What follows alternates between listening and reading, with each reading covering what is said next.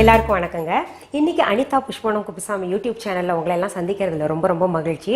சரி, இன்னைக்கு நான் உங்களுக்கு பாலக் பன்னீர் செய்து காமிக்க போறேங்க. பாலக்னா என்ன அப்படின்னா நம்ம ஊர் பசலைக்கீரைங்க. அந்த பசலைக்கீரையிலேயே ரெண்டு வகை இருக்கு. ஒன்று நம்ம ஊர் பசலைக்கீரை ஒரு கொஞ்சம் தடியா இருக்கும் இலை எல்லாம். அதுல சாம்பார் குழம்பெல்லாம் வச்சா ரொம்ப நல்லது. இப்போ டெல்லி பாலக்கீரை கிடைச்சதுன்னா அது கொஞ்சம் லேசா இருக்கும் இலை. அந்த பாலக்கீரையில பாலக் பன்னீர் சேவி செஞ்சோம்னா ரொம்ப சுவையாக இருக்கும். அது இல்லைன்னா கவலையே படக்கூடாது. ஏதாவது ஒண்ணு இல்லைன்னா ஆப்ஷன் நமக்கு கட்டாயம் இருக்கு இல்லையா? நம்ம ஊர் பாலக்கே எடுத்து செய்யலாங்க.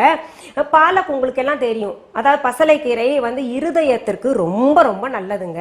அது அடிக்கடி உணவுல சேர்த்துக்கிறது, அது சலாட்லயும் சேர்த்துக்கணும். அந்த சலாட் எல்லாம் எப்படின்னு உங்களுக்கு போக போக நான் சொல்லித்தரேன், எப்படி எந்த முறையில சாப்பிடணும்னு சொல்லிட்டு. சரி, இப்ப பாலக் பன்னீர் கிரேவி செய்யறதுக்கு தேவையான பொருட்கள் என்னென்னு பார்த்துடலாமா? பசலைக்கீரை ஒரு கட்டு, பன்னீர் துண்டுகள் 200 கிராம், பொடியாக நறுக்கிய பெரிய வெங்காயம் 1, பொடியாக நறுக்கிய தக்காளி 2, பச்சை மிளகாய் 2, பூண்டு 3 பல், இஞ்சி சிறிய துண்டு, பட்டை ஒரு சிறிய துண்டு, கிராம்பு 2, ஏலக்காய் 2, சீரகம் 1 டீஸ்பூன், முந்திரி பருப்பு 4, தயிர் 1 டேபிள் ஸ்பூன், பால் 7 1 table spoon, kasuri methi 1 teaspoon, எலுமிச்சை பழம் 1/4 துண்டு, உப்பு தேவையான அளவு, எண்ணெய் தேவையான அளவு. இப்போ இந்த செய்யறதுக்கு முன்னாடி இன்னொன்னு சொல்லிடுறேங்க. அதாவது ஒருத்தர் என்ன எழுதியிருக்காருன்னா கமெண்ட் பாக்ஸ்ல நீங்களும் போய் பாருங்க. நான் 8 நாளா திரிஃப்லா பவுடர் நீங்க சொன்னது போல குடிச்சு மேடம் 3 கிலோ குறைஞ்சிருக்கேன் அப்படின்னு சொல்லிட்டு சொன்னாரு. ரொம்ப மகிழ்ச்சியா இருந்தது. ஏன்னா நான் சொல்றதை அவர் ஃபாலோ பண்ணியிருக்காரு கரெக்டா. இது போல நீங்களும் செய்யுங்க. அந்த திரிஃப்லா பவுடர்ல நிறைய பேருக்கு நிறைய சந்தேகம் இருக்கு. நாங்க கடையில அரைச்சது வாங்கலாமா, இல்லாட்டி பாத்தீங்கன்னா உங்களுக்கு நாங்களே வீட்டுல வாங்கி அரைச்சிக்கலாமா அப்படின்னு சொல்லிட்டு. அப்படியெல்லாம் இல்லைங்க. உங்களுக்கு பாத்தீங்கன்னா நாட்டு மருந்து கடையில நல்ல திரிஃப்லா பவுடர் சுத்தமா கிடைச்சதுன்னா அதை வாங்கி அப்படியே பயன்படுத்தலாம். இம்காப்ஸ் போன்ற பெரிய கவர்மெண்ட் கடையில எல்லாம் பாத்தீங்கன்னா சுத்தமாவே இருக்கு, அதை வாங்கி பயன்படுத்தலாம். இன்னொரு தம்பி சொல்லியிருக்காரு, எனக்கு முகப்பரு அங்கங்க இருந்தது, அதுல பாத்தீங்கன்னா நீங்க சொன்ன மாதிரி அந்த ஜாதிக்காயும் தேனும் நான் அந்த பருக்கள் மேல வச்சேன், எனக்கு பரு இல்லாம போயிடுச்சு, ரொம்ப சந்தோஷமா இருக்கும் ஆண்டி அப்படின்னு சொல்லிட்டு எனக்கு கால் பண்ணி சொன்னாங்க. இது போன்ற நிறைய நல்ல டிப்ஸை பயன்படுத்திட்டு நிறைய பேர் ரெமடிஸ் தீர்வு கண்டுகிட்டு இருக்காங்க. அதனால நீங்களும் நம்பிக்கையோட செஞ்சு பாருங்க, நிச்சயமா தீர்வு கிடைக்குங்க. சரி, இப்போ நம்ம பாலக் பன்னீர் கிரேவி செய்யற முறைக்கு போயிடலாங்க. இப்போ பாருங்க, இப்போ நான் 3 பல் பூண்டு சொல்லியிருந்தேன்ல முழுசா, அதை பார்த்தீங்கன்னா பொடி பொடியாக நறுக்கி வச்சிருக்குங்க. இஞ்சியும் பொடி பொடியாக நறுக்கி வச்சிருக்கு. இப்போ நம்ம ஃபர்ஸ்ட் ஸ்டெப் போயிடலாங்க. நான் பாருங்க அடுப்பு மேலே ஒரு பேன் வச்சிருக்கேன். பேன் வச்சு அதில் தண்ணி வச்சிருக்கேங்க. இப்போ அடுப்பை ஆன் பண்ணுறேன். நல்லா அந்த தண்ணி கொதிக்கிட்டோங்க. அதில் அந்த கீரையை நம்ம முக்கி எடுத்துடணும், அது பிளான்ச் பண்ணணும், அவ்வளோதான்.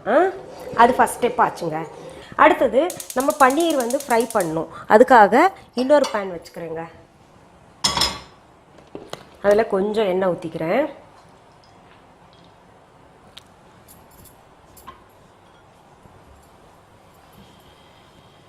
இப்போ பாருங்க எண்ணெய் சூடாயிருச்சு.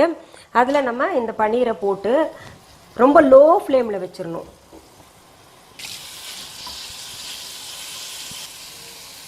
இப்போ பாருங்க, அந்த பன்னீர் போட்டோம் இல்லையா, அது நல்லா பழுப்பு நிறமாக வந்திருக்குல்ல, இது சரியான பதமாக இருக்குங்க.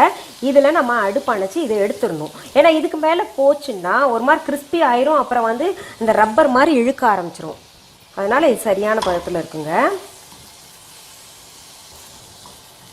இந்த பன்னீர் பற்றி சொல்கிறேங்க. இது ஒரு பேக்கெட்டில் பொதுவாகவே வாங்கினீங்கன்னா அதில் 200 கிராம் தான் இருக்கும். அந்த 200 கிராம் தான் நான் பயன்படுத்தியிருக்கேன். இப்போ பாருங்க தண்ணி நல்லா கொதிக்குது இல்லை, இப்போ அடுப்பை அணைச்சிடலாங்க.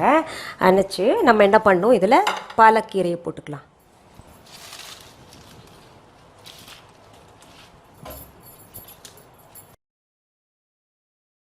இப்போ பாருங்க போட்ட உடனேயே நம்ம இதை எடுத்துடணுங்க. ரொம்ப நேரம் விட்டோம்னா பச்சை தன்மையும் போயிடும், அதோட சத்தும் அதில் இறங்கிடும். அவ்வளோதான்.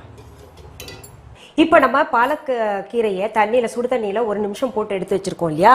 இப்போ அந்த கீரையை மிக்சி ஜாரில் இந்த பாலக்கீரையை போட்டு அப்புறம் இந்த முந்திரி பருப்பு போட்டுக்கணுங்க.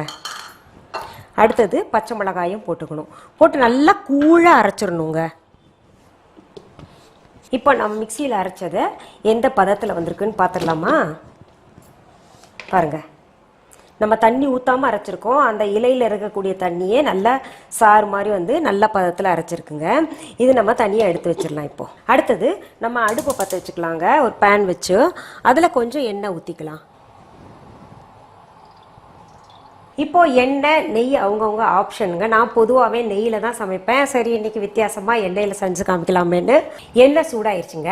நம்ம இப்போ என்ன பண்ணலாம், மொதல் சீரகத்தை பொரிய விட்டுறலாங்க. நல்லா பொரிஞ்சிருச்சு பாருங்க. அடுத்தது நம்ம பட்டை, ஏலக்காய், கிராம்பு போட்டுக்கணும். அடுத்தது பூண்டும் இஞ்சியும் இருக்குல்ல, அதை போட்டுக்கணுங்க. அடுத்தது இந்த வெங்காயம் போட்டுக்கணுங்க. பொடி பொடியாக நறுக்கி வச்சுருக்கோம்ல, அந்த வெங்காயத்தை போட்டுக்கணும். பாருங்கள், பச்சை வாசனை போயிடுச்சு. ஒரு மாதிரி நிறம் மாறி இருக்குல்ல, லைட்டாக பிங்க், பேபி பிங்க் கலரில் வெங்காயம் மாறிடுச்சு. இதில் நம்ம அடுத்தது தக்காளி சேர்த்துக்கணுங்க. அடுத்தது உப்பு சேர்த்துக்கணுங்க. தேவையான அளவு சேர்த்துக்கலாம். இந்த உப்பு சேர்க்கறது நான் ஒரு விஷயம் சொல்லி ஆகணும்.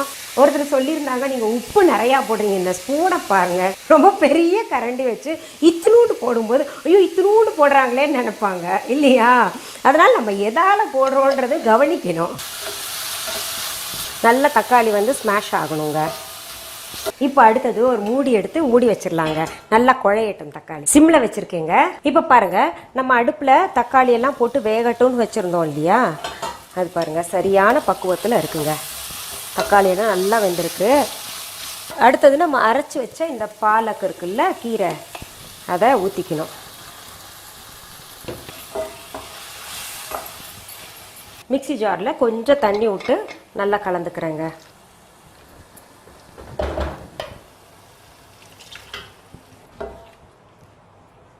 பாருங்க, அந்த பச்சை நிறம் மாறவே கூடாது கீரை. இது எப்போவுமே அந்த பசலைக்கீரை. இப்போ தண்ணி ஊற்றின பின்னாடி நம்ம சிம்மில் வச்சு விட்றணுங்க. அந்த கீரையோட பச்சை நிறம் மாறவே இல்லை, பார்த்தீங்களா? அடுத்தது நம்ம இப்போ என்ன பண்ணணும்னா, இந்த பன்னீர் இருக்குல்ல, பன்னீரை சேர்த்துக்கணும்.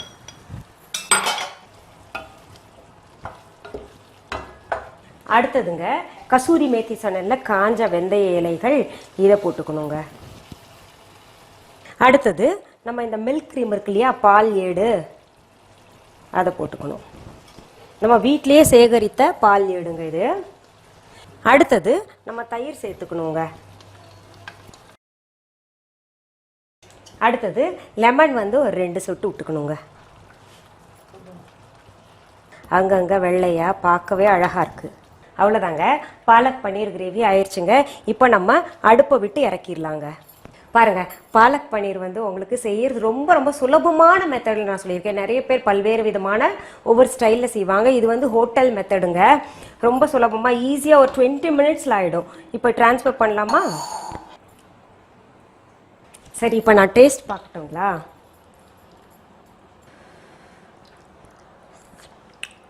ஆஹா, பன்னீர் என்னாம மெல்ட் ஆகுது. எக்ஸலண்ட்டு. நீங்கள் செஞ்சிங்கன்னா நிச்சயமாக உங்கள் குழந்தைங்களுடைய ஃபேவரட் டிஷ்ஷாக இது மாறிடும். பாருங்கள், உடம்புக்கு ரொம்ப ரொம்ப நல்லது. ப்ரோட்டீனுக்கு பன்னீர் இருக்குது, இதயத்துக்கு ரொம்ப நல்லது, பாலக்கீரைலாம் இல்லையா? ரொம்ப சுலபமான முறை, நீங்கள் செஞ்சு பாருங்கள். சரி, உங்களுக்கு இது போன்ற ஹெல்த் டிப்ஸ், பியூட்டி டிப்ஸ், சமையல் நிகழ்ச்சிகள், எங்களுடைய பழமொழி கதைகள், எங்களுடைய பாடல்கள் எல்லாம் தேவைப்படுமையானால் சப்ஸ்கிரைப் பண்ணுங்கள். அண்ட் உங்கள் தெரிஞ்சவங்களுக்கு, நண்பர்களுக்கெல்லாம் ஷேர் பண்ணுங்கள். மீண்டும் சந்திக்கலாமா? நன்றி, வணக்கம். அன்பான வாடிக்கையாளர்களே, உங்கள் விஹா ஸ்டோரில் பூஜை பொருட்கள், சிலைகள், ராசிக்கற்கள், வாஸ்து பொருட்கள், விதைகள், பாரம்பரிய அரிசி வகைகள், சிறுதானியங்கள், ஆர்கானிக் பொருட்கள், மூலிகை எண்ணெய், மளிகை பொருட்கள், மரச்செக்கு எண்ணெய், மரப்பொருட்கள், வெள்ளி ஆபரணங்கள், கிஃப்ட் ஆர்டிகல்ஸ், காட்டன் மற்றும் பட்டு புடவைகள், காட்டன் சுடிதார்கள், பட்டு பாவாடை, குழந்தைகளுக்கான விளையாட்டு பொருட்கள், ஹை குவாலிட்டி இமிடேஷன் நகைகள், வீட்டு உபயோக பொருட்கள், ஜூட் பேக்ஸ், ஹேண்ட்மேட் சோப்ஸ், அழகு சாதன பொருட்கள், சிறுதானிய பிஸ்கெட்டுகள், ஹோம் அப்ளையன்சஸ், இன்னும் பற்பல பொருட்கள் விற்பனைக்குள்ளது.